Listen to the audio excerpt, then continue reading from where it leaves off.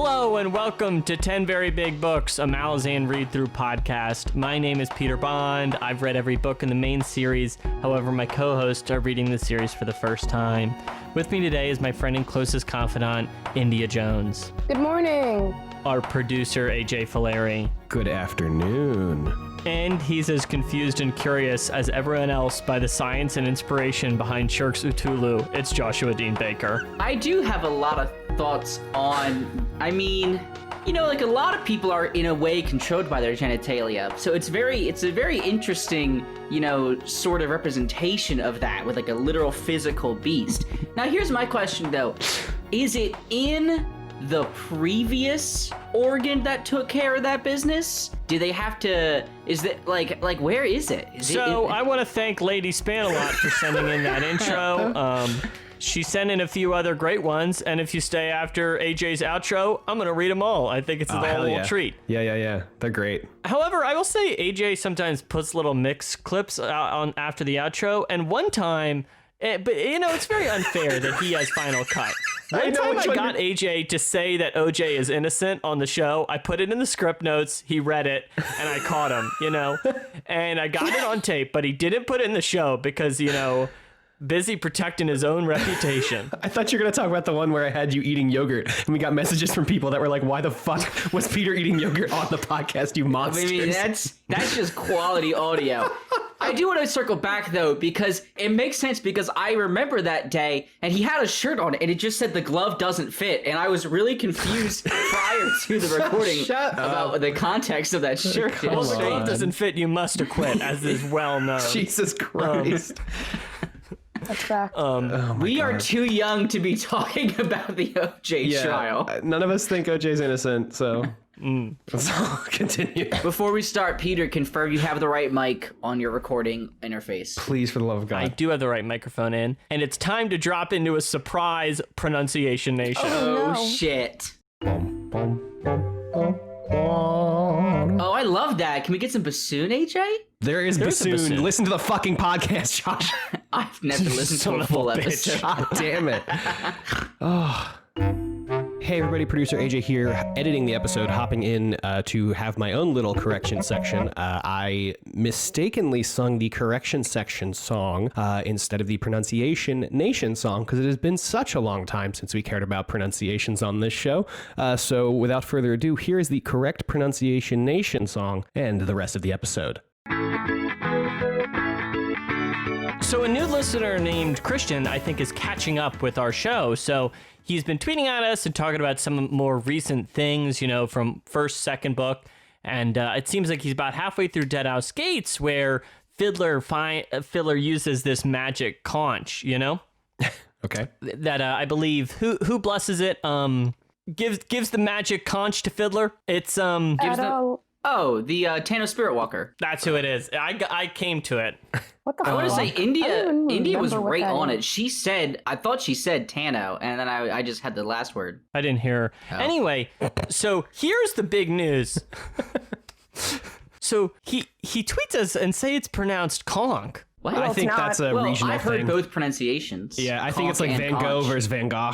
It's like, depends on where you're from. I think, I guess, I see what you're saying. I looked it up. Apparently, it's an American English thing. I was just gonna say, man. Oh, it's like we're American, like aluminium or Well, apparently us Americans are supposed to say conch, but I've literally never seen conch in my life. I will say this: the reason I say conch is directly related to the SpongeBob episode, The Magic Conch, where they have the thing with the pull string and it just says bullshit. Yep. That is where I get my pronunciation of conch from. Yeah. People eat that, just saying. Well, there's probably a mussel inside, right? It's a delicacy. Yeah, I'll fuck up a mollusk any day of the week, baby.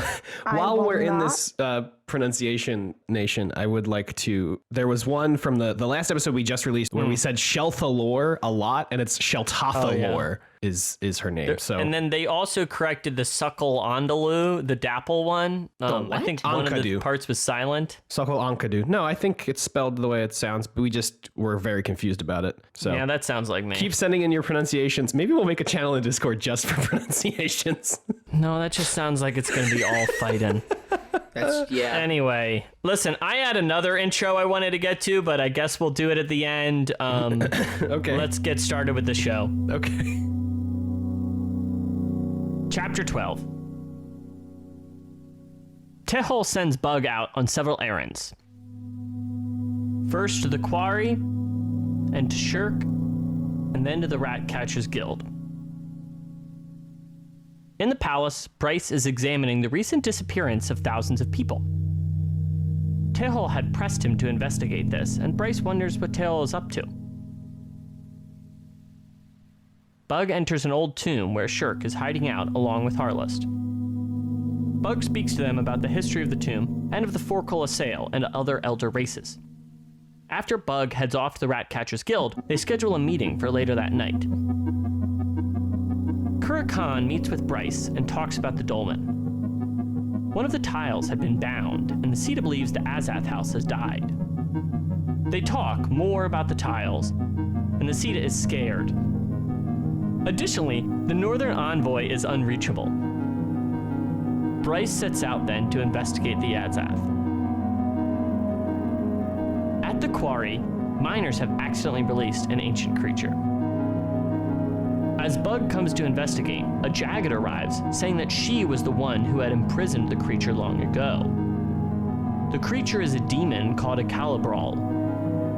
The Jagged offers to imprison the creature again, and Bug has a suggestion for a new place. Bryce comes to the Azath and finds Kettle.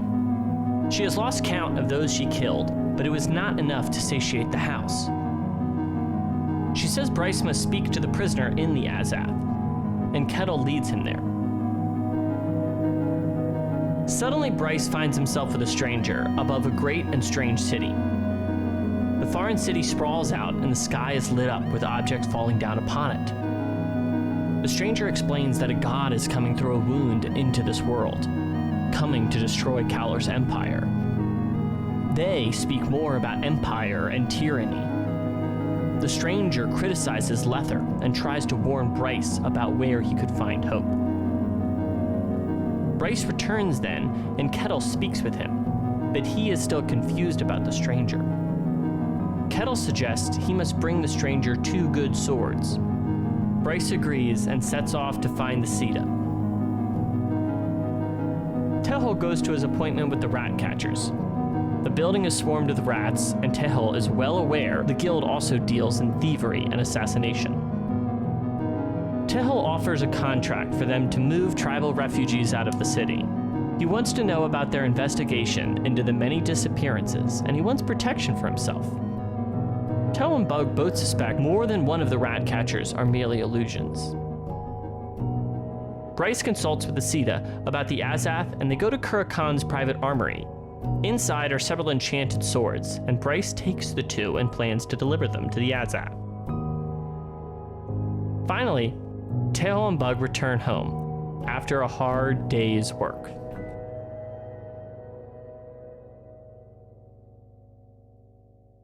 Pete, you left out the part where Breeze does some municipal budgeting. What? That and you know, It's to just bring a up bunch the of budgeting talk thing with Breeze and the Seta talking about like, oh, this would be 2 peaks for the bridges. What I think's so funny about the budgeting shit is like sometimes, you know, later in this chapter, other stuff, you know, like meteors destroying empires, sky keeps of dinosaurs, and then like also we have scenes where people are like, the budget, I'm sorry, we just can't crunch. I crunched the numbers, we can't do it, boss.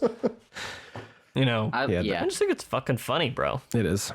So that's, I guess, our intro into discussing Chapter 12, which is the first of our 4 chapters this week. And India, so in our discussion throughout the week, there was a lot of talk about Bug and about focusing on him as kind of a mastermind or maybe having a larger hand in the operation than maybe we first thought, especially since a lot of the time we're talking about Tehol since he's one of the brothers. So I wondered what you think about Bug and what he's up to in this chapter. At the Ratcatchers Guild, he meets this Jagat, and then there's this monster thing. So what do you think of this manservant?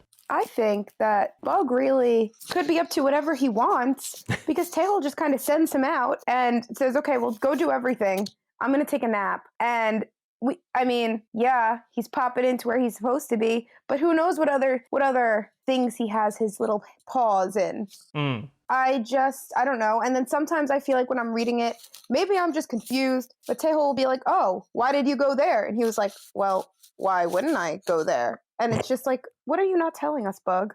So You think he's hiding something? I don't know what he's doing. I can't freaking tell. I feel so strongly that like Bug has got to have one of the best backstories in the series, but I know Steve enough to know that there's a pretty good chance we'll never know that for certain, or like we'll just keep getting hints. But that's like we'll either never know, or what's that? Book 6 is just about Bug. Yeah. Feels so on Give the brand. people what they want. If we don't know, I'm going to start a petition to get a full Bug series if he lives through the end of this, or a prequel Bug series. I love him. I like when he like pokes the rat people in the eyes. Yeah, that was good. Oh god, that was so. That was just it's just funny. I just thoroughly enjoy the humor of it all. Yeah. It's, again, as I've said before, very Vocalane and Corporal Broach side books. And nobody gets murdered, which is great. Yeah, it's true. No one's getting sacrificed to make terrible homunculi. Yeah. I mean, for the record, Kettle's mad murdering people, Well, but we're I guess talking about they Bug don't in Cute when general. she does it. What'd you say? It's cute when she does it. It is cute when she does it. No, you're not wrong. See? No, Okay. PB, everyone agrees. It is. She's adorable with little worms in her hair. Love it. Kettle more like Cutel. Josh, I think we've talked before about a certain level of mystery or confusion around what's exactly going on with Tail and Bug's plan. This week, we kind of see him at the quarry. There's this demon. He goes to the Azat. Like, there's all this stuff. Do you have a clear plan of maybe what these puzzle pieces are doing? I mean, I feel like I know what the puzzle pieces are, and I have put some together, but, like, I wasn't given the box. You know what I mean? Like, I wasn't given, like, the picture that I get to, like, build off of. So I'm still just kind of like, I got some here, the edges are nowhere near done. You can tell there's going to be a dragon. I think you make an interesting point, because a classic part of like a heist narrative or a plan, like there's a whole plan narrative that is often like, you know, the mastermind will describe the plan, and then kind of the satisfaction of the story is seeing it executed kind of to perfection, and then there's like some turns. Yeah. And this is not that. No.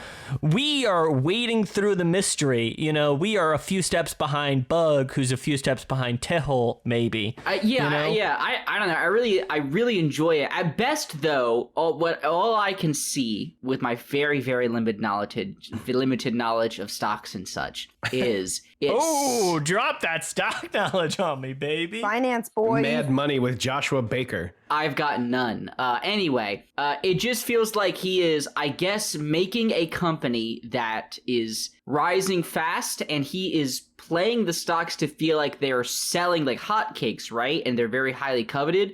But the problem is he's just selling hella more than exist, which means people are buying things that don't have a market value. But more than likely, the overall stock trading place, they probably have to honor that stuff. So if he does that enough, they'll probably just get destroyed when they have to pay the debts when Bug's company disappears entirely. I guess maybe that's their plan. I don't understand a lot of the other stuff, though. Yeah. I didn't even know that. I just thought they were buying properties at this point. No, they've bought properties. Bug has been officially contracted by the king to fix up the Eternal Domicile wings that have been flooding. Right. Oh, the shitty place that killed the children. Yes. What? Right? No. The whole building collapsed, and it was a school, and then all the kids died in it. And now they're rebuilding it. Yeah, he's using that. Yeah, that's their base of operations, and that's where Shirk is and stuff. But the Eternal Domicile is like, remember where Breeze is like in With the water? Rats under the with water. the rats. Yep. He's fixing that, and because of that, they're getting such acclaim that like people are like, we want to invest in this company or some bullshit. I don't know. Yeah. Later in a later chapter, they say they've sold like 4,000% of the shares or something. Can I start a new segment? And it's called. Of course. Do we need Our to show loves having new segments, but not consistent segments. I like to start a new segment, and this segment's called Josh poses a question. Do we need the stock market? If we just like stopped it Yeah. Probably fine, right? Yes. Like, would just stop selling stocks. Yeah, businesses would still happen. Josh, I don't fucking know. Yeah, Right? The stock market is a rich people's game, and All right, someone who's smart, please explain to me. You know what? Actually, never mind. I was gonna say, Josh, you are. I don't want that. I'm good. Someone who agrees with me, tell me I'm right, please. I prefer that. There we go. That's what I the agree with you, internet's Josh. for, baby. so Good funny. idea. Well, Ange, here's what I want to ask you. You know, we met Calm last book, but Bug goes in and he's in and we learn a little more about the Forkroll Assail, you know? And I would say out of the elder races, they are the one we easily know the least about. Indy you know? and I I'm actually gonna had a need phone you call to about this. rewind and explain to me what that is, because I'll know what it is once you tell me, but the name means nothing. You don't know that much. I was curious about if it was leaving any impressions with you, or I mean, because I feel like usually we've been hearing about them. We heard a little Josh? bit more about them this book. Told me about them on the phone, correct? Yes, yeah, that's The what we were talking about on the underground phone. Yeah. I have an unfair. Me and Josh had a discussion about this already. So I don't know how I feel. I have no real idea, and I don't know if they were brought up again in the chapter 15. So to be honest, I know nothing. I believe that they lived underground in that little thing where Kettle was, and they were very strong. Yeah, there was like a. I have no thought. What am I supposed to know though? Like, what is there to know? Did they? I don't know, and I don't want to say anything because then I'm gonna feel dumb when it's wrong. So I'm gonna pass this question off to either Josh or AJ because we need to talk about chapter 15 before I have any true feelings about it. Well, no worries. They're still mostly a mysterious thing. Although we met Calm last book. That's kind of the thing that Karsa thought Calm? when Calm, when Calm, remember Delum Thorn got hit in the head by the told creature me under that. the slab? Yeah, we did. We talked about this. Oh, yes. Yeah, they're very tall, got 4 arms. Yes. Well, yes. they don't have 4 arms. They don't have have 4 2 arms. elbows. Yeah. So their arms are really long and they What? bend twice. I just want to say, you said that like it was such a casual thing. He's not right-handed, he's ambidextrous. That's the tone you just took with that explanation. They have 2 elbows. I just assumed that the double elbows meant double arms as well. Shit. No, it's because it's just the best fucking thing. And when drawings of them are the best. They're all just like really just like Okay, Slender Man wavy, looking. inflatable tube man energy. Assail. Don't Google I'm just going to go to Assail. images. I'm just going to images. And no. How do you spell that? Do they have 2 knees? They do have 2 knees. Yeah, bro, of course. Oh, bro. no. Oh, but the one knee is like an some of these pictures I don't like. All right, anyway, to get us back on track, I'm going to turn to everyone's favorite producer on the show. How are the bars? God. How are the levels? AJ Valeri. These elbows are awful. The elbows are really bad. Anyway, the bars are fine, I think. The elbows are bad, though. Oh, no. Oh, Calm. Oh! Why is the image she's- of you? Because I don't know. I think because now I remember that it was Okay, a we woman. got to get back on track. Yeah. I What's- just wanted to touch on them, since Yeah. we've been hearing a little bit more about them in this book. But, Yeah. So there's there's a long sequence in this book, in this chapter. Bryce comes to the Azaf. Oh, God. He talks with Kettle. Yeah. And then there's this, he talks with this stranger. We see Kalor's empire. There's all this mythic lore. And, what was your takeaway from all of this? How much did you chew on this? I was so confused that entire part where he's in the Azaf. I think I read every paragraph like 2 or 3 times, just to really I was just so confused. But I don't know. It's cool. He was talking to a god or something, right? He was talking to whatever's in the tower. The thing that Kettle talks Whatever to it later. Is that the same being? Josh? Yeah, it's the same being as what Kettle talks to. Okay. I mean, presumably. Pete, why couldn't you just say yes? Well, Okay, all right, fair enough. All right. Maybe it's not. I assumed it was, but it totally could not be. Yeah, well, I because don't she know. said that later Breeze brings the swords for this Yeah, creature. Breeze brings the swords, and like she asks the guy, or she says to the guy, "Doesn't it suck that she's got you by the ankles?" So it should be the same person. Well, I don't know, because then she talks to that creature like, "Oh, Bryce brought the swords," and he said that he's just going to dig for him. But I don't know, I'm confused. Anyway, it was wild. There was some crazy magic stuff. These collection of chapters, there was 2 parts where I remembered how fucking crazy magic is in this world, and this was one of them, where it's just like, oh yeah, there's like 7 or 12 mages or something, or 7 or 12 of them. They never say like mages or whatever, but I assume they were casting some big ritual spell that like blended them all into one big magic ball or something. That's when they put on the crippled god. Yeah, but what are the 7 and 12? 7 people. They're just mages. They're mages from the first empire or a different empire that called in the crippled god. Yeah. So it was still this fucking crazy magic shit, right? Yeah. Oh yeah. It's just bonkers. Just bonkers. I think they all die. I think They did. They all died. They say it matters not. I don't know. And part of me is like, oh, this whole series is all about cycles, so maybe that's going to happen with Quickben at some point because he's got however many mages inside him. I don't know. Forgot about Quickben. Yeah, so it's just like absolutely buck wild shit. I had no idea what was going on, but that's kind of my grasp on it. Neat stuff. Breeze goes and gets some swords. That's all I got. I loved the scene of them just talking about cursed swords. Oh, and that how, part was all great. Swords are cursed or some bullshit. I was like, what are we talking about, guys? Yeah. It was funny. Yeah, hold on, Big wait. fan. I did put an eyes emoji in my notes for some reason. Oh, right, because Breeze leaves out.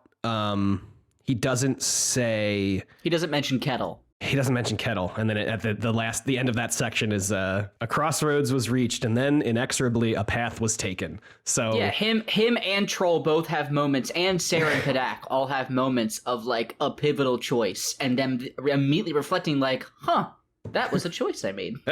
yeah, How was you a pick up decision. on these things is so beyond me. I take notes. That's true. Don't take notes. I liked the end of that chapter though, when he didn't tell Kettle, and it was like he didn't say that Kettle was dead. But then I think it was brought back up later on. Yeah, I thought the same thing, India. It did sound like I don't know, it sounded like the Sita knew more than I thought Breeze told him, but, whatever. Okay, I have to come forward with the truth. I cannot tell a lie. That's not true. I thought you guys were... So, like, we come back to Kettle later on in chapter 14. And at that point, I wrote in our script notes the identity of who this person is, Because I thought we collectively knew. Oh, my God. We don't know shit about Is this it there person still? No, I removed it Fucker. because I thought we put the pieces together, and like this week we were all going to roll up like, No. Okay, well, India, do not go looking for. well, okay, wait, is it? Wait, okay, well, let's think about what two we know. swords. We know scattered that their blood. I had 2 swords. Everybody had 2 swords. Wait, are you telling me that I'm supposed to know who this person is that's talking in the Should we have put the pieces together on who this fucking mystery person is? Maybe we should talk about chapter 13. I'm just glad I got the edit in before I ruined it for my You're friends. so Only gonna think about this annoying. now. I'm glad that none of us got it though, because usually like at least one of us will pick something up, so I don't feel as dumb. Was Are it you Silch's? That's why I was kind of like going around the circle. I thought someone was going to be like, Was it Silch's Ruin? I kind of wondered if it was him a little bit. I think it might be Silch's Ruin, but I don't don't even know because who I feel that like is. I feel like Silch's Ruin had 2 swords in the prologue, and he's all white, and he's like known for being like ivory skinned rather than the normal skin color for Tisty Andy. Yeah. But I didn't assume. Oh, and they do put him somewhere, so I guess it would make sense if they brought him to the Azaz house to be held. But I didn't think about that in the moment. That's just like a 20-second guess. Yeah. I would like to know. Yeah. Now. Oh, you would like to know. Period.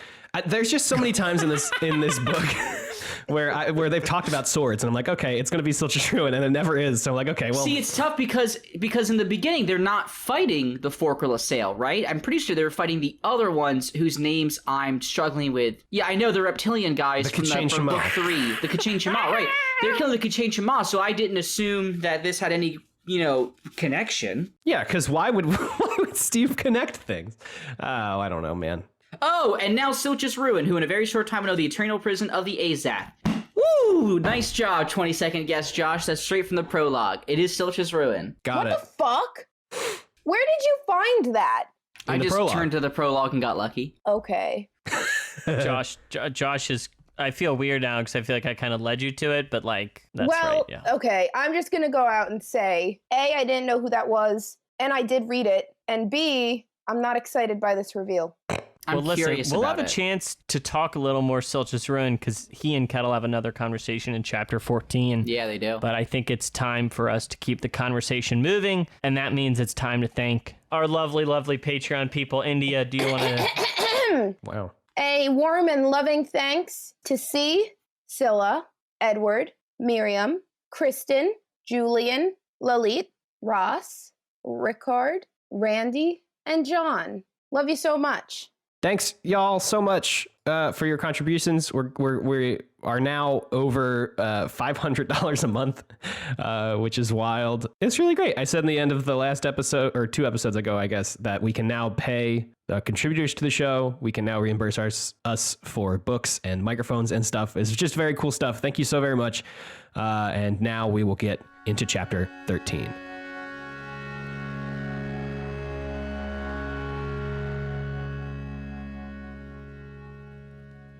Rulad rapes Mayen. Udanas watches, Featherwitch beside him, weeping. Featherwitch lashes out at Udanas, and they argue about Rulad, and she leaves. Hol confers with Baruch and Saren. He says he has found more evidence of reptilian beasts, and they speak of the Edur worshipping dragons. They go to meet the first eunuch. With the delegation, the prince is arguing to attack the Edur. The prince also wants to arrest Hol, but he is under the protection of the Edur. They go to meet with Rulad. Nifidus wishes to negotiate with the Edur, but Rulad rejects the Lether, and war is declared. The Lether are then dismissed, except Hol and Saren. Baruch's goods will be confiscated, and the pair have 3 days to leave Edur grounds. Hol swears himself to the Emperor Rulad. Garen speaks with Saren about Hol, and he suggests she returns to Lether. Garen thinks the Edur do not pose a threat, and speaks of the other tribal people the Lether have conquered.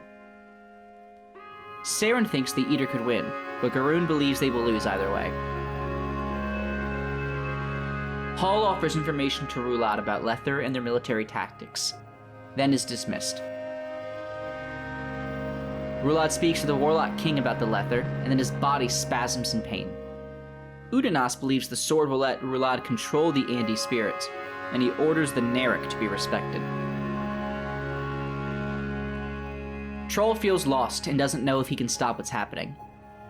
He speaks with fear about Rulad, madness, and what they must do. Fear warns Troll that his thoughts may be treason, and Troll says he will hide his doubt from others. Rulad dismisses all but Udanas, and the Emperor asks the slave to remind him who he is. Udanas calls the Emperor flawed, imperfect, and indebted. Rulad shudders, and Udanas orders slaves around. Troll and Saren speak for just a moment, and then say goodbye.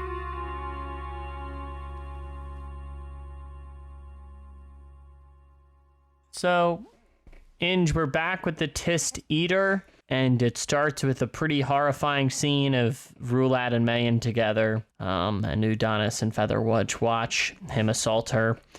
It was my understanding that she kind of liked it. At the end, she was like, kind of like, well, I guess. Yeah, she forced herself. It was weird to read, though, as That's a what it dude. said, Peter. Why are you looking at me like that? I'm just reading the text. Yeah, that is what it said. It literally said, and he even was like, that. oh, I expected more from her. I expected her to hate it the whole time. That's why Featherwitch was so upset, was like, well, one of the reasons, there were many, But one of the things is they were like, yeah, I think they alluded to Featherwitch being upset that Mayen was kind of like, well, making the best of it. Yeah, because we see Mayen later, and she like is like horrified. Oh yeah. So Mayen. We see her later, and she's just like despondent. Yeah. She's just kind of given into her fate, which just fucking sucks. So I wouldn't say she was necessarily into it. She's just kind of working with what she has to. I don't know. It's all I'm saying is it sounded like a finish for the both of them. I believe you are mistaken, and I think you are maybe referring to this line as if she had found a spark within her that she could flame into proper desire, perhaps even pleasure.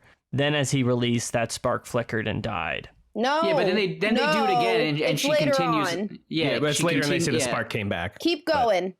But I'm gonna have to revisit the passage. I feel like I had a different reading of the time. So, India, I don't think I don't know. Go ahead. What was the question though, PB? I guess I was just curious what you made of the scene, but I think we're kind of in the midst of this point now. I was disturbed by the scene, mostly because I wasn't expecting his penis to be covered in coins as well. That seems a little personal. That was. I thought they popped off. They did pop off. So 4 of them popped off, and I mean, if there was only 4. I don't know. I've imagined the coins like pretty big. What the fuck? I don't know. I mean, I guess you gotta find humor in the darkness to keep going, but you do. No, that was weird. But yeah, I thought it was weird. Featherwitch, I don't know why it was just, I guess it was a disturbing I can't pin, okay, you know about Featherwitch, I don't know if I can't, I'm finding it hard to sympathize with Featherwitch because I feel like in every scenario, she is doing the worst thing she could be at that moment. And I get it. Shit's difficult right now. I totally get that, Featherwitch, right? But like, you are still a slave, and you're still a slave, period. At any moment, someone can be like, all right, you're a bit much, and murder you. Like, you need to play it cooler in some way.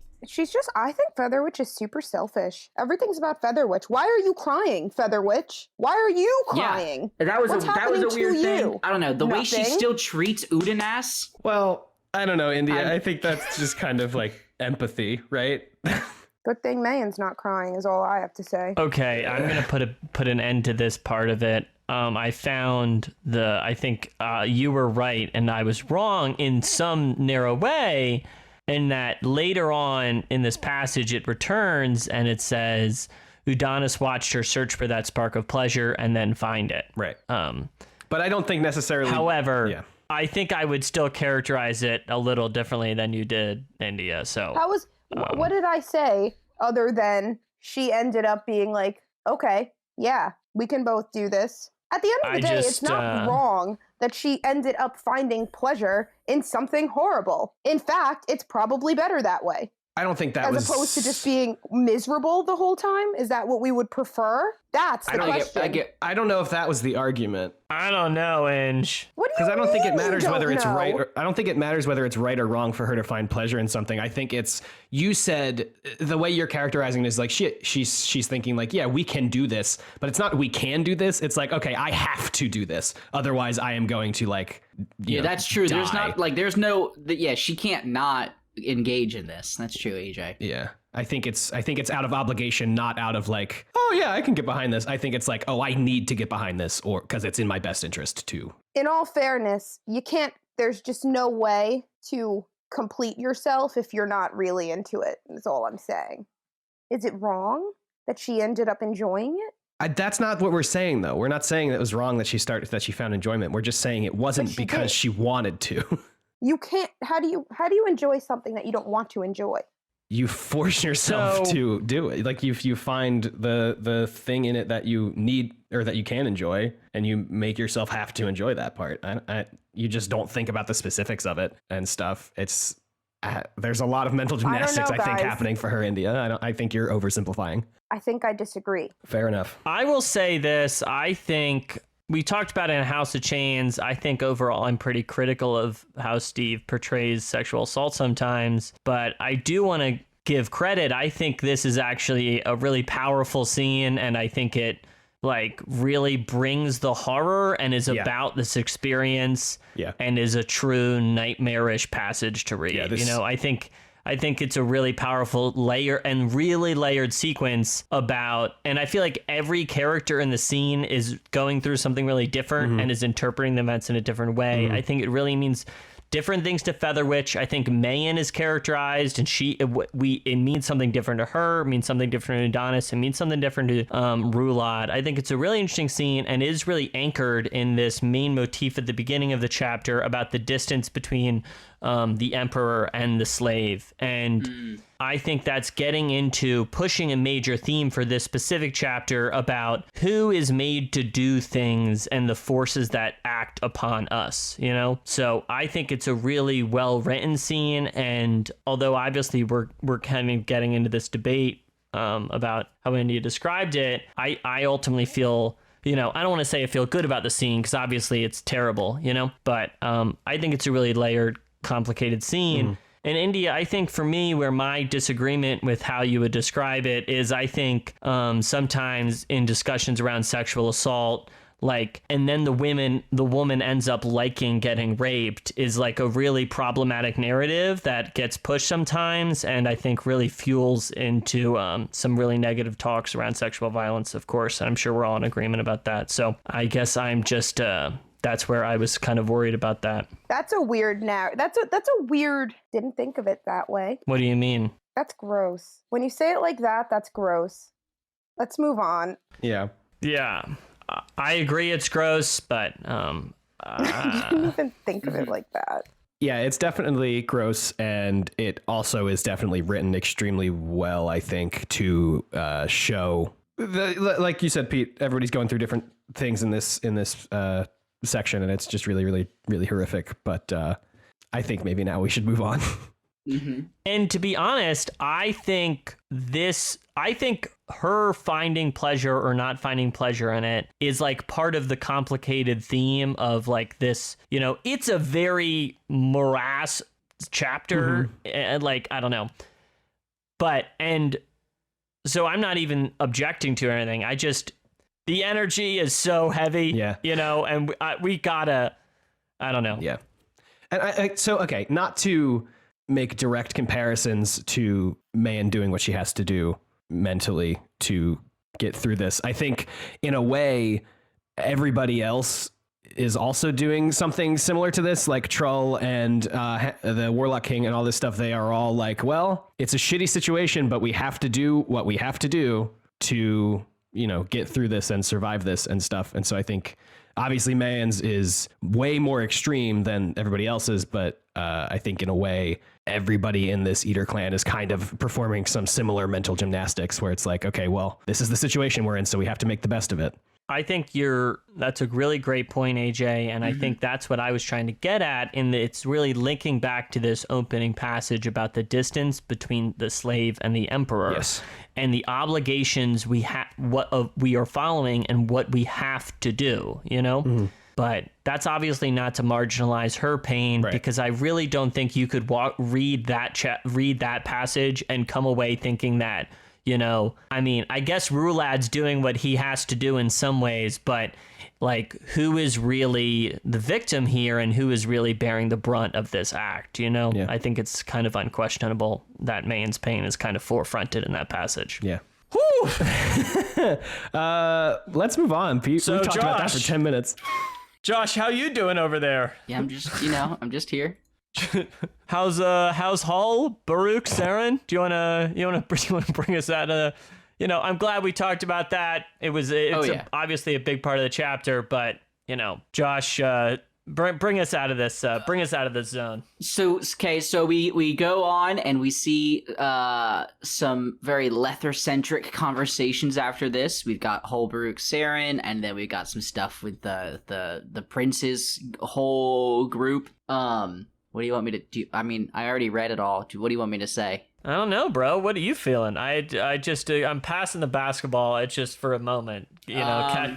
Okay. Well, I guess what I'll say is I enjoyed that Nifidas isn't an idiot. I really do enjoy competent characters, especially when there are dumb characters that the confident character is able to just be like, and this is them, ignore them now.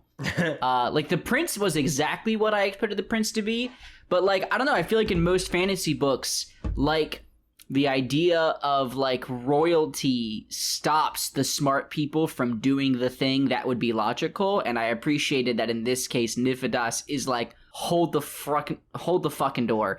Let's really try and do everything we can to not go to war, and also, Prince, we're in their village. We can't kill them right now. They would murder the shit out of us, you big dumb dummy. So I was very glad that the first eunuch is there to kind of keep the prince from doing anything too stupid.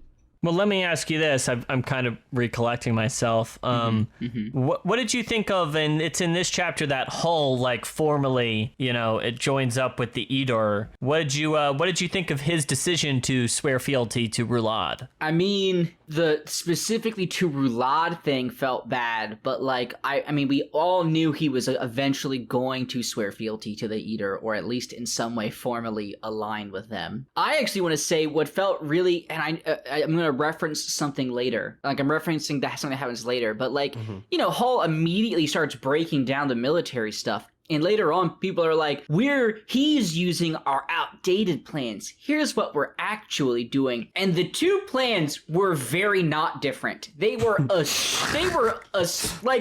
They think what we're going to do is preemptively strike and then retreat. But what we'll do is preemptively strike and then not retreat. But they both started with a huge attack, and it's like, they know your whole shit is that you have really good mages. Like, we're going to evacuate the cities. I don't know. Yeah. It was really dumb. I don't know, Josh. I think if you know they have part of your plan, keeping the first part of your plan the same is a good move, because then your enemy is thinking, oh, well, they haven't modified their plans at all, so. Right, I get that, but what we're getting into, AJ, is we're getting into that Princess Bride scene with the fucking poison cups. Oh, but then you think that I thought that we thought that you, and it's just like, but that's military strategy, baby. Yeah, cold iron. Let's bring it fucking back. We got some cold iron fucking generals here. I love it. Oh, I didn't miss this. Fuck. India, I would love to get, like, a morals question for you. Like, your heart. Where's your heart at, my love? Like, so, you know, Rulad, Josh says this about, like, maybe it feels bad that he's swearing fealty to Rulad, but the Edur in general, like, maybe the cause is right. So, like, I'm curious, you know, how are you feeling about this conflict between the Edur and the Lether from a large scale kind of moral, your heart point of view? I mean, because they're going to war now. Do you mean? Like, how are you feeling about these sides, and, like, what do you make of this conflict? You know, I can't really say which one of them is better or who I'd prefer to win, to be honest. I guess in this case, just because Rulad has to, you know, he is leading the Edur, I guess I'd have to say I want Lether to win, but really, do I? Because they're kind of fucked also. So, in all honesty, I just, you know, wish they could just get along. Come on, guys. Sorry. I mean, can I just say I agree with you fully, India, but the fact that the argument we're having is like, evil demon man or capitalism? It's like, they're both equally as bad. It's just I think I'll just have to pick what I know, and that's Lether, baby. It is tough because, and it's funny, this is the exact same conversation basically that Tehol has later, where he's like, well, I can't destroy capitalism yet because evil demon man do gonna kill us if I destroy capitalism now. He sure do gonna kill us. But as soon as demon man gone, death to capitalism, baby. Well, because Tehol knows, now we're getting into a different thing, but Tehol knows that he can't live his life without capitalism functioning in some way. You know, there always needs to be a little bit of capitalism that he can destroy. Yeah, I mean, I think it's more that he can't live if he's been murdered to death by that's demons. True. That's also true. I think that's mainly what he's concerned. Yeah. I don't mean to totally derail this chapter 13 Edur discussion, but we just, we were, that episode came out, we were talking a lot about fuck, marrying, killing in the Bedics, and we talked about Tehol a lot. And I gotta say, I feel like I've fully turned around. Tehol is on my nerves all the time. I cannot stand this character. Just like, the guy needs to sit down and behave for a moment. Yeah. I just I feel like I don't know. I feel like I cannot imagine marrying him. I regret ever saying it. I fucking told you. I think a lot of it, Pete, might be coming from we see Bug do so much in these chapters, and it's like, oh, Tehol doesn't do shit. But I don't think that's true. I think Tehol is doing stuff, but he's doing the stuff that Steve knows. Look, I can make a lot of things sexy, right? But you know what I cannot make sexy is Tehol going to all of his agents and delivering written instructions of what they're to do that day. Yeah, fair. Like I don't think that one can be cool. Fair enough. I will say, I think it's kind of funny. Tails, a character who's really above it all, and despite being above this whole capitalism thing, he is really a capitalist, really into, I don't know, he's really into the market. Yeah. I think we can all say that. Anyway. Tehel's not even in this chapter, so. Sorry for the detour. Oh my gosh. So, India, Saren talks with Garen Eberick about Hull and then her plans to return to Lether. What did you make of Saren's kind of last time here amongst, and then at the end she speaks with Troll a little bit? Saren is boring, and I don't care about her feelings about anything. Do you want to explore that a little bit? So, with that said, I don't really care that she's leaving. I feel bad that they have to walk. And her and Troll, I don't understand what's going on. They had a little moment. I'm confused by it. But will they ever see each other again? What is the point? I mean, not on the same side. Exactly. I think that's the point. Are we that's the point. What are we doing? So, what did they talk about? I don't even remember their conversation, her and Troll. It's very unmemorable in my opinion, and a big deal is made about what isn't said, but I was like, I don't even understand what they could else have said. Did she want Troll to be like, no, this is a mistake, I must flee? Because that's what it felt like she wanted, but that can't happen. It's his brother's the Emperor. I don't know, I felt confused. Also, where did this connection come from? Did I miss it? I think the point, you kind of made it, is that I think it's kind of her saying goodbye to the Edur in a way. Didn't mean she was friends with Benedis, she's trading these people, and then she comes up on this expedition. The Warlock King gets sidelined, Roulette ascends, and this is kind of a moment for her to, So she's been here before. Yeah. Oh, yeah. She's an acquitter. This is her whole thing. I didn't know how often she acquits. I didn't know how often this happens. These discussions. No. I do. Her and Baru. Oh, talking with Troll. I don't think she's talked to Troll a ton. But it's definitely happened. No. I'm just confused because the question she asks is there no room left, Troll Sengar? And I'm just very confused by that because I don't know what that means. Is there no room left, producer AJ? I don't know what that means. Yeah, I don't know either. And he says, no room left. And she says, I think you would have it otherwise, wouldn't you? And then says, forgive me, it is too late for questions like that. And I don't know what any of that means. I don't know what any of that means. Sounds like no wonder I don't. Sounds like Steve. Am I right? It sounds like Steve. I feel like that should be impactful, but I really had no idea what was happening. AJ, so Troll has this conversation with Fear. Yeah. And Fear is like, yo, bro, fucking check yourself. What did you make of this brother talk? I think every time Troll and Fear have talked in the last 4 or 5 chapters, it's been I've come away being man. Just because every single time Troll is like, hey, what about this? And Fear's like, no, idiot, it's this. And it just feels so bad that, I don't know, I guess that Fear is so bought in. He was really bought in with the Warlock King, and now he's really bought in with Rulad. And it just feels bad, Troll feels kind of, I guess for lack of a better phrase, a voice of reason here, and Fear is just not hearing it. And I mean, I think it illustrates really well the point we were making earlier about everybody's kind of just doing what they have to do to survive, or to thrive in this fucked world. But it doesn't make it feel any better. I think one of the reasons it feels really bad to me is unlike, when we talk about Tomad or the Warlock King, I don't know. I mean, like, we can, like, these people have power in theory or Urath, but when I look at Fear, I see a character who I feel like could actually do something. Do you know what I mean? He could actually have changed what happened. He could change what's going on now. He is someone who with power and influence, but he's on board, you know? Do you guys feel it's interesting that Fear and Breeze are kind of like parallels of each other in some ways, but it's interesting because like Fear is older brother, and I feel like he is so honor bound and tradition bound, whereas Breeze is like same thing, like the lead martial guy, but he's kind of got this like he can discern between like doing what his job would entail him to and then doing what his heart believes is right. Yeah. It's very interesting to me. Yeah.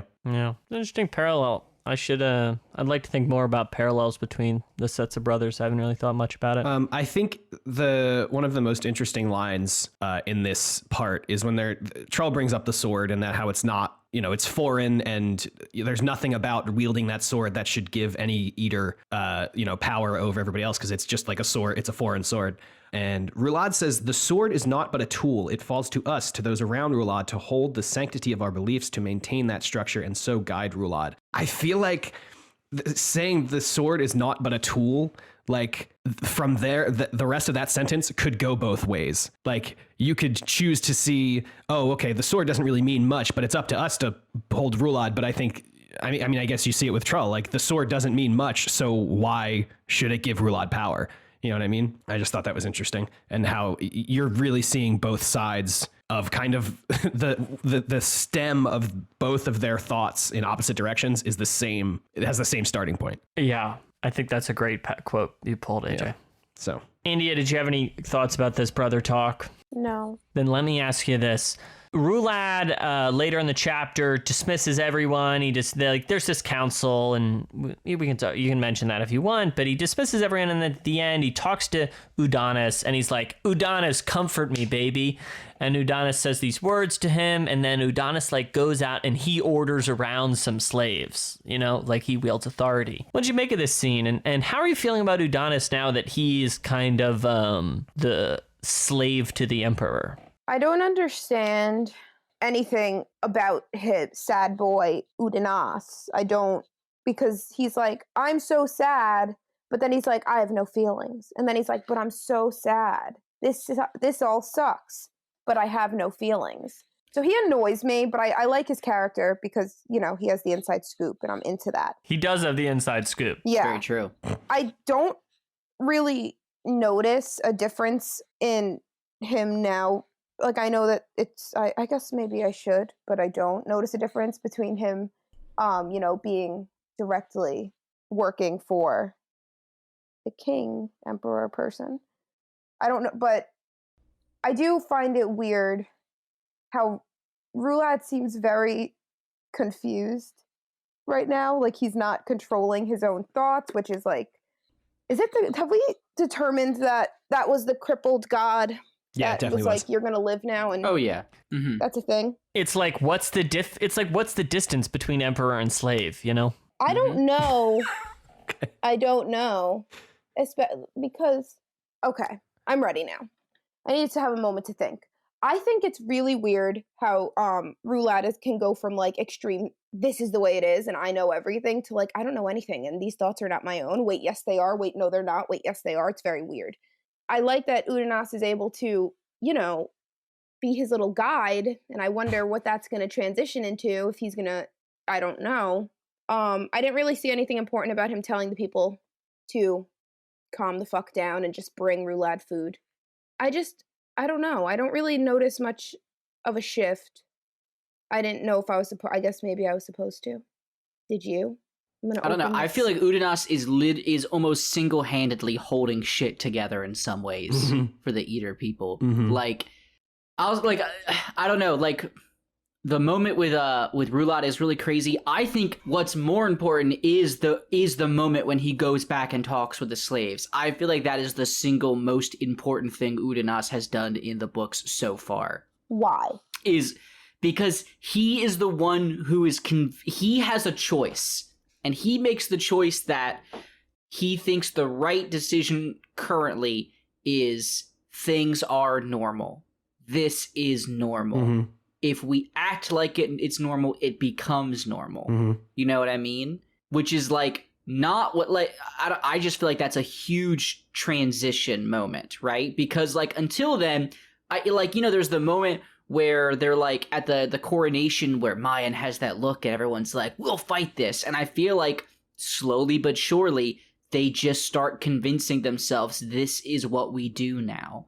And that is a crazy shift for them. And I feel like Udanas is the one like is actively encouraging that tone, that mind shift for the slaves. And it felt crazy important to me.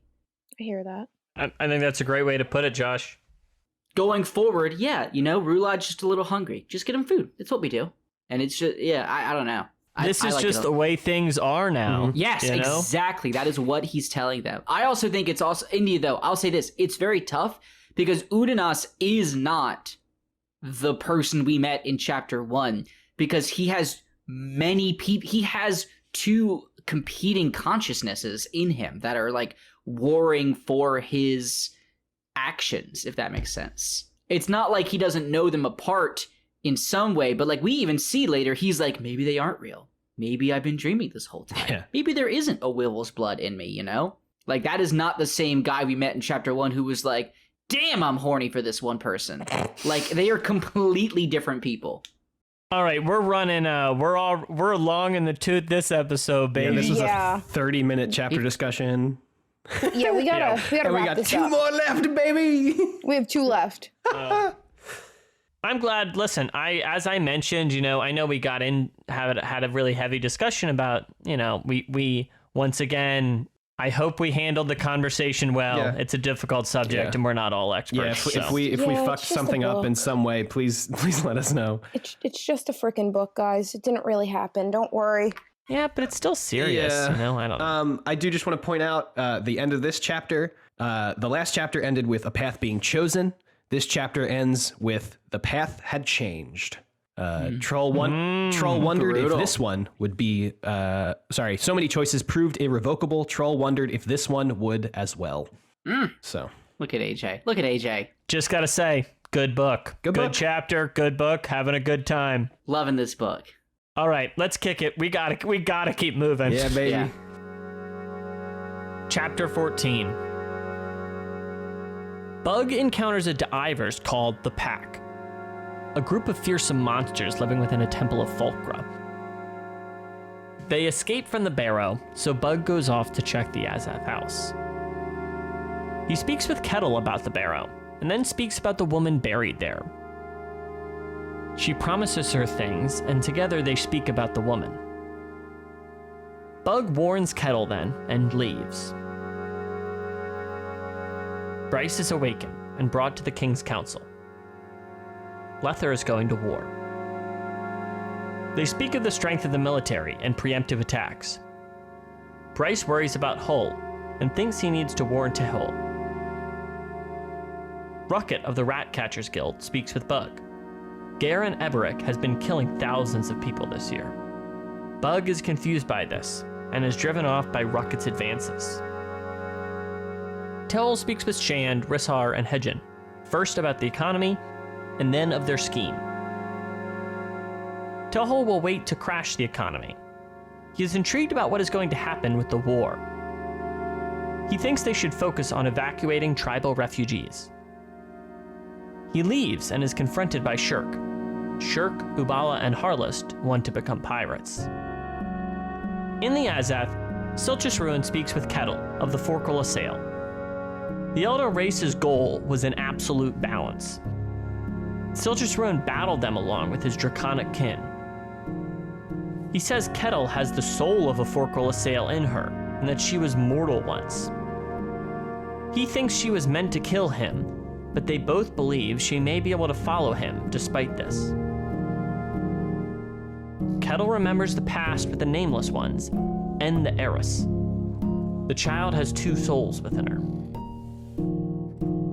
Bug speaks with Tehol about Garen Eberic when Bryce arrives. After discussion, Tehol agrees to allow 1 bodyguard to shield him against assassination.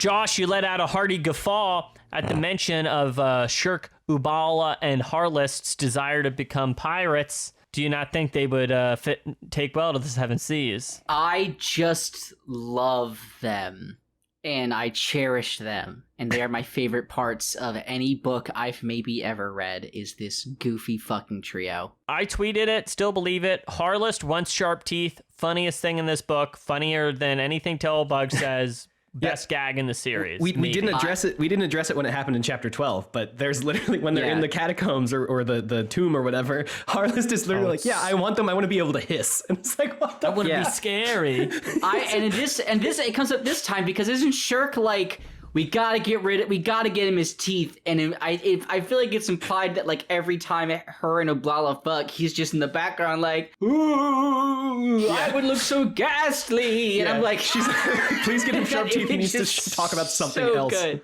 It's so good. Mm-hmm. That's all I have. They would be incredible pirates. But Josh, also in the last chapter, you mentioned Tell's discussion about when to crash the economy. Yes. But Shanrasar and Hujin are, of course, skeptical of this, and they're worried about what their tribal refugees are going to be and whether they're going to get their kind of revenge. So what did you think of Tell's thing here, and do you think he should crash the economy now anyway? I think... here's what blows my mind is Taeho is so informed on everything. You know what I mean? And I love that because I'm so curious to know whether he fails or not. You know what I mean? I cannot wait to see how it goes.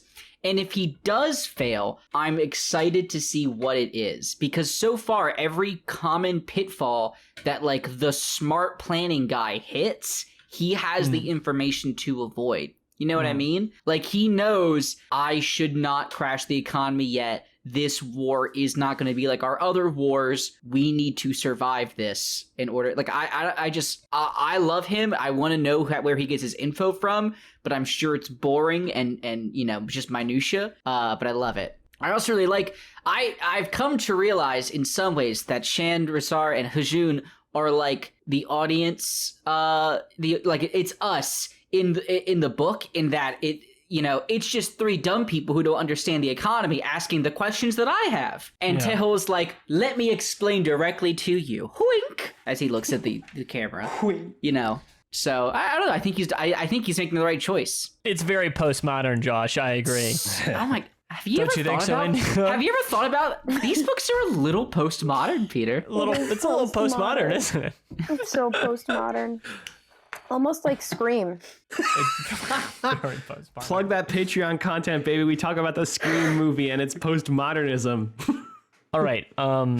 Anyways, Inge, Bug goes and visits the Rat Catchers Guild again. What do you make of this organization that is a part of their plan? Can we just all admit that the rat catchers are not catching rats? What are they doing? Are they catching rats? They're catching rats, but they're just holding on to them. Yeah, because in their minds, their job is to catch the rats, period. Yeah.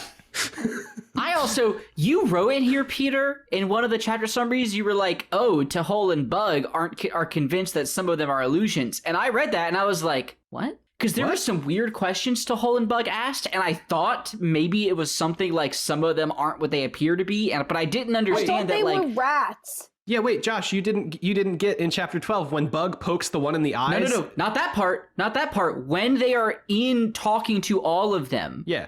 Aren't Bug, some of them rats? Isn't one of them a cat? What? I don't think one of them's a cat. I think she has feline eyes, so I don't know. One of the parts, when it says Taho goes, it was in the first chapter we read. He goes, Tahol and Bug both suspect more than one of the rat catchers are merely illusions, not just the secretary. And I read that earlier, and I was like, I didn't catch that. I thought they did say that in this chapter. They said something, and they were like, I wonder if X, but I didn't catch that. Maybe they were all like, I don't know. I'm very curious to know how many real fucking rat catchers there are besides the grand rat catcher boy who like swam out of the water with that army of rats around him. Ormley. Yeah, this is the coolest organization ever. However, I have a deep fear of mice and rats, so this is also my nightmare. Oh my god, dude. Yeah. People say rats make great pets, though. That's like a thing. Yeah. That's all right. They're wrong. They're wrong. Tell them. AJ, I guess we're going real scattershot around this. So I mean, we started at the end, so. Bug encounters some divers. What do you think's going on? We didn't even talk about the bug demon Jagut thing. What do you think about all these creatures that are hanging out in the city? Yeah, I'm loving seeing the city through Bug's 1,000-year-old eyes. How old is this dude, right? Because when he's talking to whoever it is, and they're like, "Oh man, I bet you fuck real good," and he's like, "It feels like it's been 1,000 years." ... It feels like come on, man. That whole conversation is the greatest thing I've ever read. I was actively cackling on my couch. But no, I love following Bug in these chapters. He's just doing so much other shit, and he knows so much, and I just. Oh man, I want to know who Bug is so very bad. And so this thing that turns from 1 to 6, that is a divers. I didn't get that part, but that's fine. Forgot to Ivers do that. I just love everything Bug's doing. Talking to the Icehold Huntress, talking to this snake divers demon or whatever the fuck. He talks to that Huntress like it's fucking nothing. Yeah, he's like, "Oh, what's up, dude?" Like they've been friends for a while. Like it's a really casual conversation for her being a Jagut out of nowhere, you know? Yeah.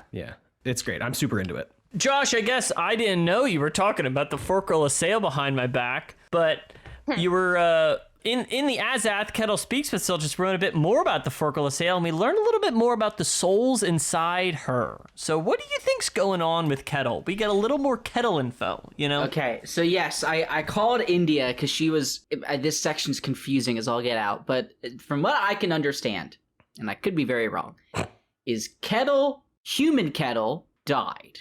Right? And a ritual or something was done, and someone was they talk about the person that was chosen to go, but I forget who it is. But it sounds, I guess we know that a Forkrola sail soul is inside of her, and that person was meant to be the guardian of the Azath house, I think, which we've seen, like they usually pick pretty beefy people to do that.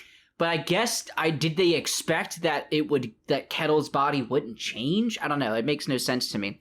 So I guess Kettle is Kettle, but there is the chance that a Forkrola sail kind of takes over her body, and that is what Silchas Ruin, as we now know to be that person, would have to kill her? I don't know. There's a lot of question marks still. I hope she doesn't turn into a Forkrola sail. Also, are they just like beyond redemption? Like, why does Silchas Ruin if you turn, I'll murder you? Like, no questions asked. I think, because I'm looking over this section now, I think he would murder her because if he didn't, she would murder him. But she's dead.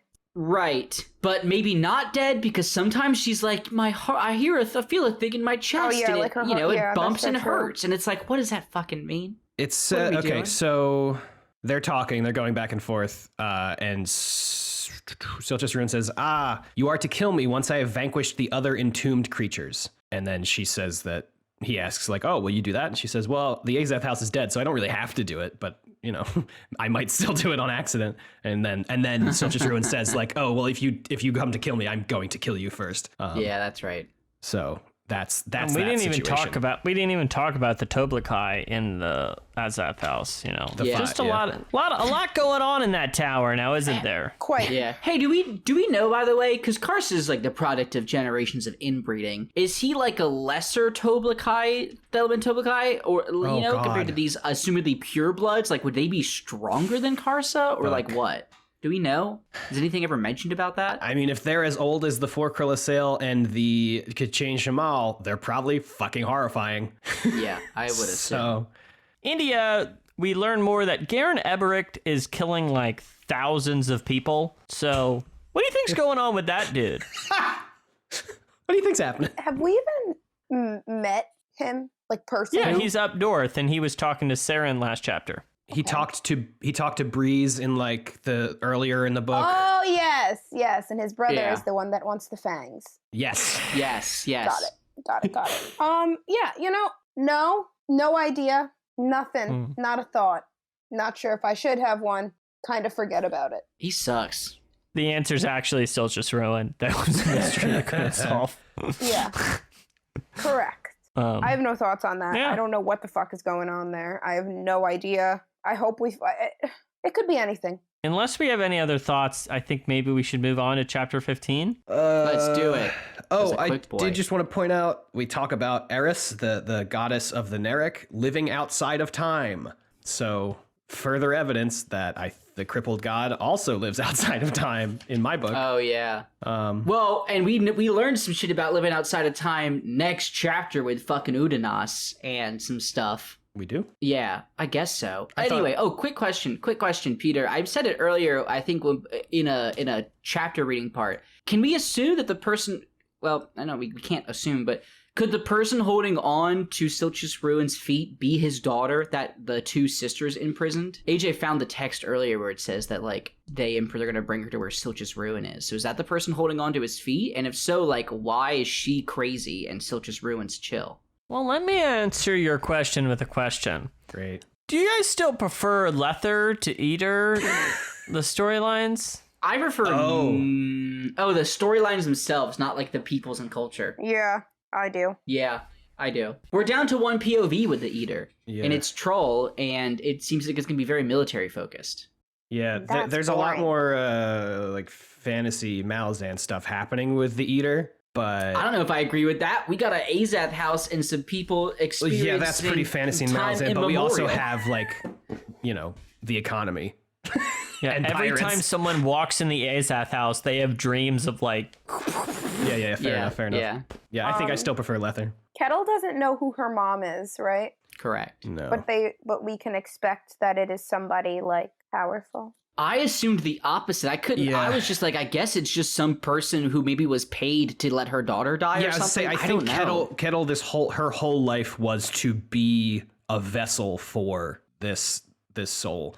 For the nameless one, as they call her. We finally know who the nameless one is, or a nameless one is. Who? It's whoever's inside Kettle. Oh.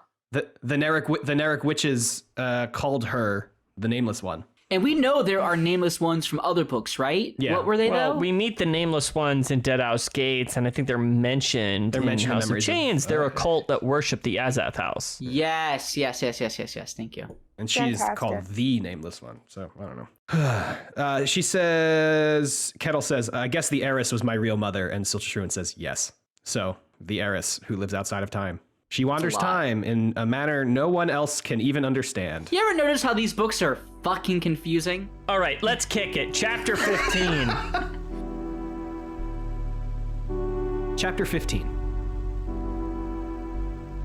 Saren is traveling south with Buruk. Wraiths stalking them. Saren touches a cliff and hears the voices of two mistresses from the same hold. Buruk talks of Saren's debts and how she is being manipulated. Together, they reach a border town and find powerful Letheri mages preparing a preemptive strike. The mages in coordination unleash a devastating attack. Saren thinks Hull, Rulad, Trull, and the Warlock King are dead. Buruk declares that he is back in his homeland and will never leave. The next day, Saren finds Buruk has hanged himself. Trull witnesses the attack from the Letheri mages and confirms Edur's worries. New allies come to answer Rulad's summons. Their new allies are summoned demons enslaved by the Edur along with the Jek. They serve their leader Benaga, the dominant. Upon reflection, Trull realizes the entire Nerek tribe was wiped out. They discuss more on how to attack the Lether stronghold at Highfort, and the Chrisnen offer their magic. They are more powerful than ever by drawing magic from the sword. Trull begins to question this, but fear scuttles it. Trull is sent along with a scouting group. The group's captain hates Trull, and together they kill a Letheri child scout. Trull feels disgusted. They cross a bridge together, and Trull sees some ancient writing from the Tusked Man. Udanas is shown more of the Letheri's past. Wither shows him about the First Empire, the Talane Mass, and the Soul-Taken Ritual. Featherwitch asks to go into the Dream Realm with Udanas, and then forces him there. Together, they travel inside, and in the Fiery Realm they are taken by Talane Mass to a wrecked Mekros city, ruined on the land. Here, they speak of the Edur, the Beasthold, and the Eris All. Within the city, Featherwitch admits she had witnessed Udinas's rape, and they speak of it. Featherwitch had summoned the Wyval, thinking the tiles could free her. They speak to the Imass and find a boy named Rud Alal who speaks their language. They speak to the boy who has been aging rapidly and is being raised now by the Imass. He is the son of Udinas by Menandere, and he is a draconic soul taken. The Imass show them 12 gates, now sealed by their Bonecaster, and Featherwitch realizes they are in a hold. The child tells them its name is Starvald Demelaine. Atri Pedri Yan Tovis of the Letheri army, also called Twilight, is on the coast. She sees 300,000 Edur arriving and realizes she must surrender her post.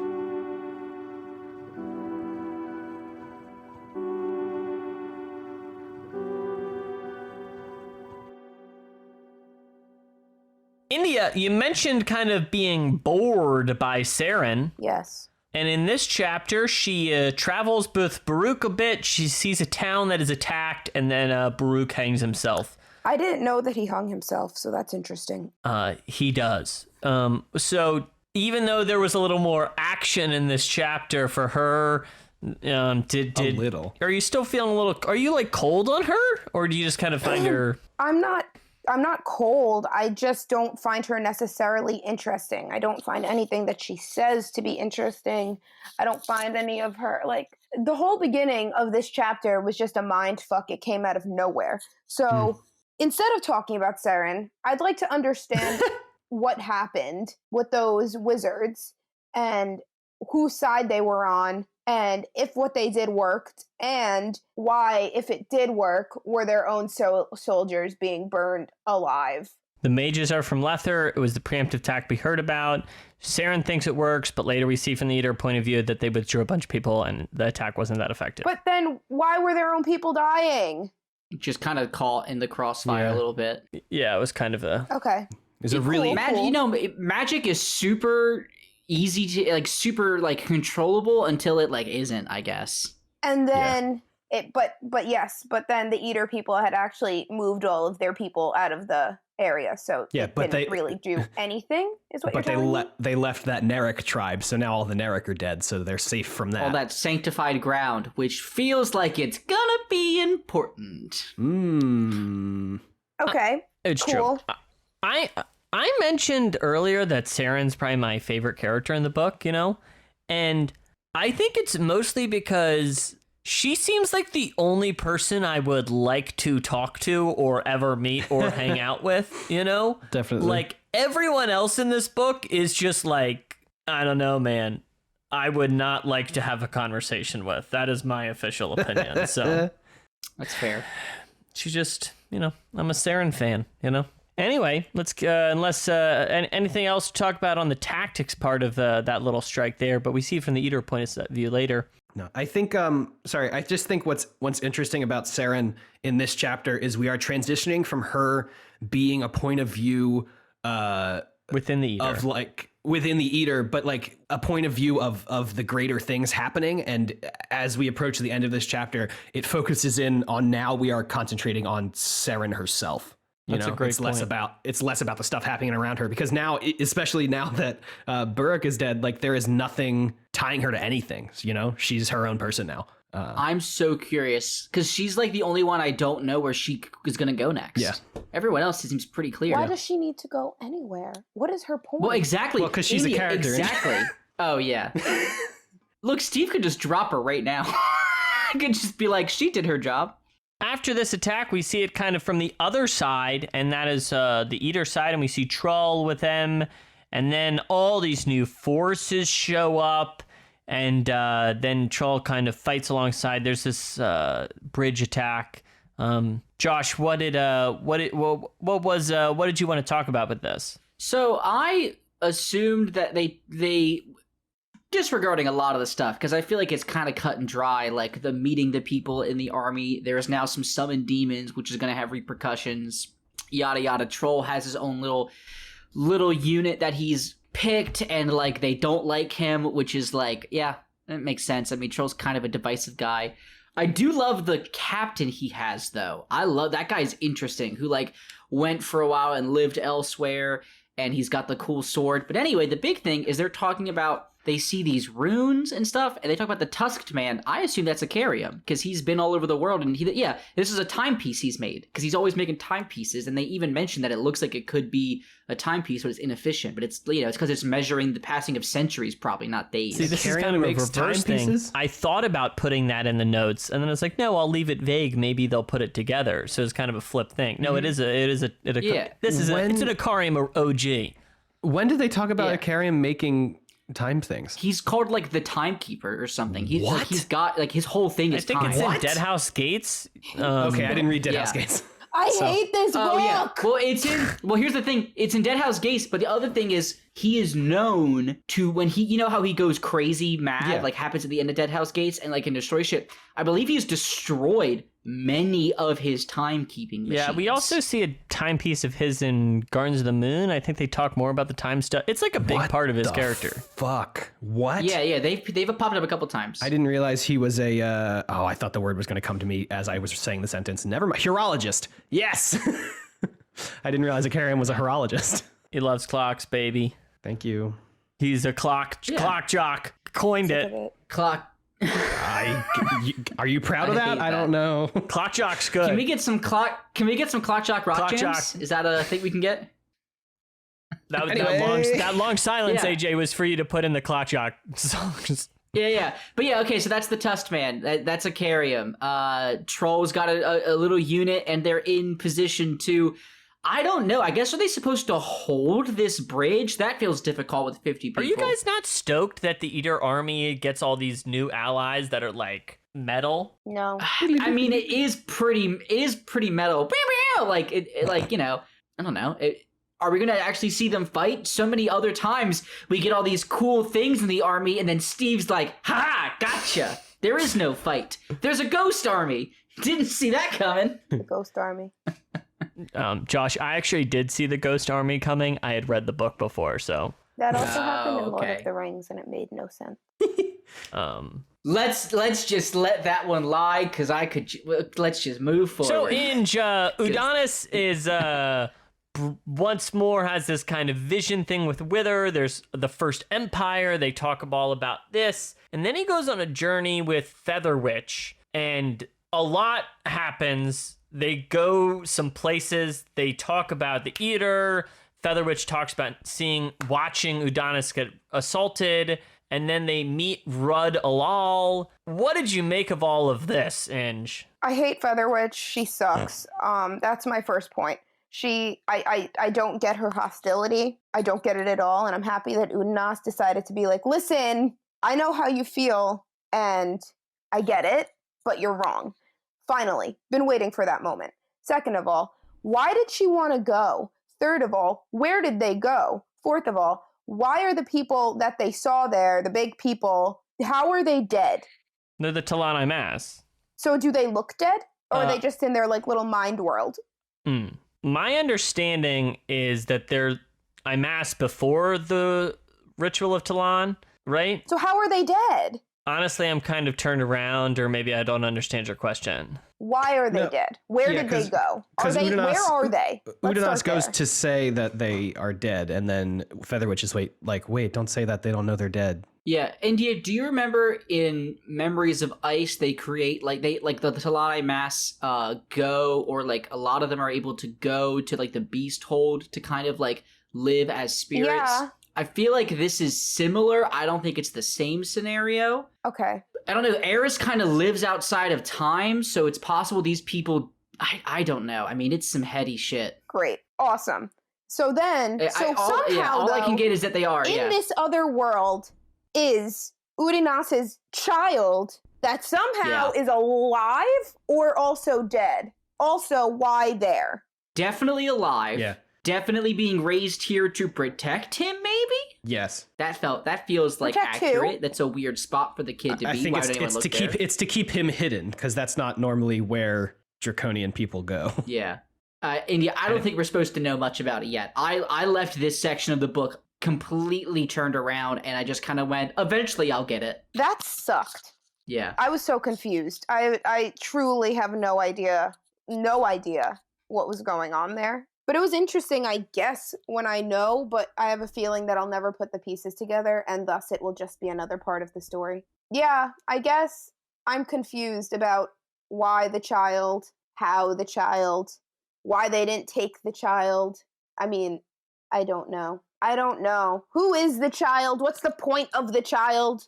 The child, so Menandere rapes Udanas because she wanted to have a half draconian baby. And there's a Wyval blood in him, for some which is reason. Because and Udanas has the Wyval blood, so then that would make them more draconian. I don't know why the kid is 7 weeks old and is like 10 years old, it looks like, or something. So it's like a Mibe, oh God, what's the kid's name situation? Yeah. Where they're aging super fast. Me. What did Tattersail become? What was her name? Yeah, I have the book next to me, but I'm not going to. Silver Fox. There you go. Yes. It's a Silver Fox situation, in a way. And why? I don't know. I'm waiting for this kid to grow up and be Leoric. I don't think that's what's going to happen, but it could. We didn't see Leoric with his, I guess, would-be sisters when Osric is talking to them when they're dragging. But Leoric's dad is Osric. Well, that's what he thinks. Why is Do we have reason to believe wouldn't his otherwise? name not be No, I'm Blood? just saying. I just want to know who this kid is, and my mind is just like, well, if it's Leoric, then I know who it is, and so, I just don't want to think too hard about it. Okay, I get that. You could do this, AJ. Instead of creating a theory in which a person exists outside of time and we've already met their older form who doesn't know his real dad, you could do my strategy of not thinking about it by not thinking about it. I just went, cool, this person exists. Turn page. Yeah. But how am I supposed to feel smart if when I'm right? True. So dumb. One of the things I think is really great about this book, and I'm sure I'll talk more about it when we kind of do wrap up stuff once we're finished, is I think really the book is like really quickly paced. It's a really streamlined book. It's really, I don't know, it's an exciting read in a lot of ways.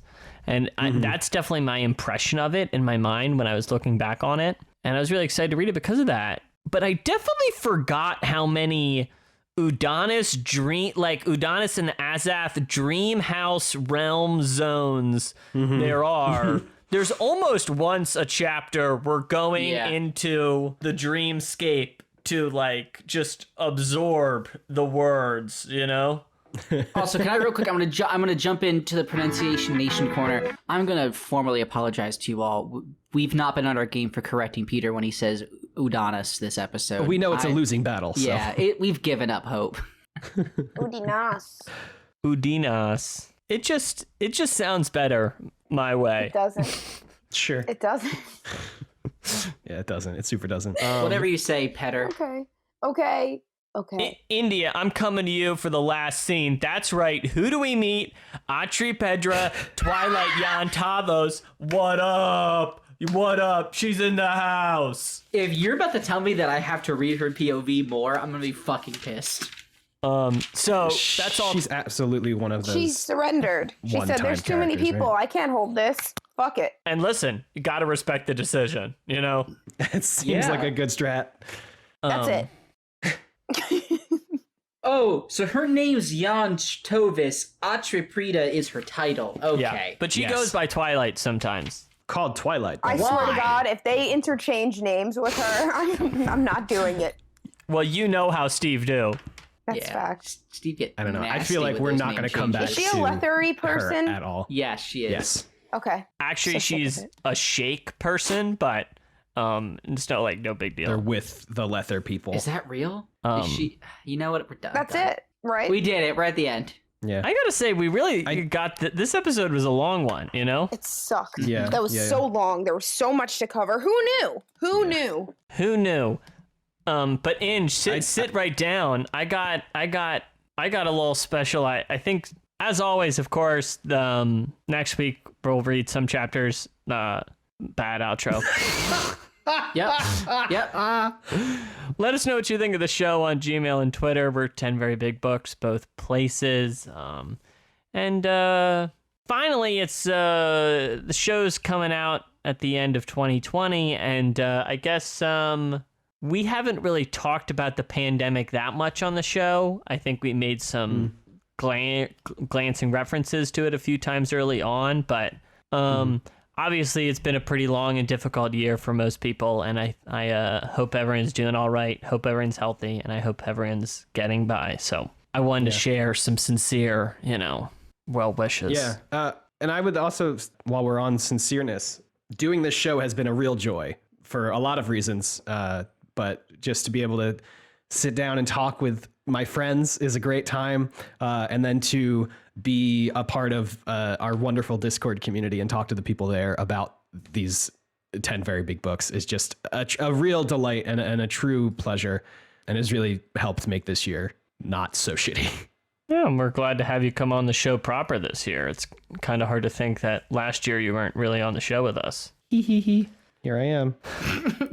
So, I also feel sincere. Nice. Josh, do you? No. All right. I love my friends. And I love the cast. All acquaintance be forgot and ever brought to Guys, I have to go. Can we end this? I have brunch at 9:30. 9:30. Acquaintance Stop the recording, Peter.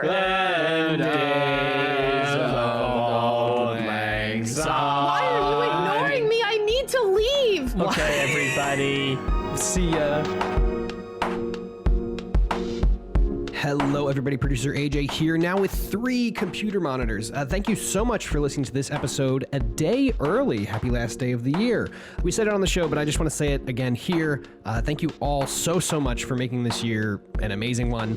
Despite everything going on this year, the show saw a lot of great growth. There was just a huge, great community that sprouted up around this show on the Discord and on our Twitter and everything, and through our Patreon. We're hoping that we can carry this momentum into 2021. Thank you so much for being so incredible. We love you very much. Additionally, keep an eye out on your podcast feeds today for the first episode of a series we are calling Discussions of the Malazan Empire, featuring the works of Ian Cameron Esselmont. We're kicking the series off with Knight of Knives. Special thanks to Iskar Jarek for co-hosting this mini-series with Peter.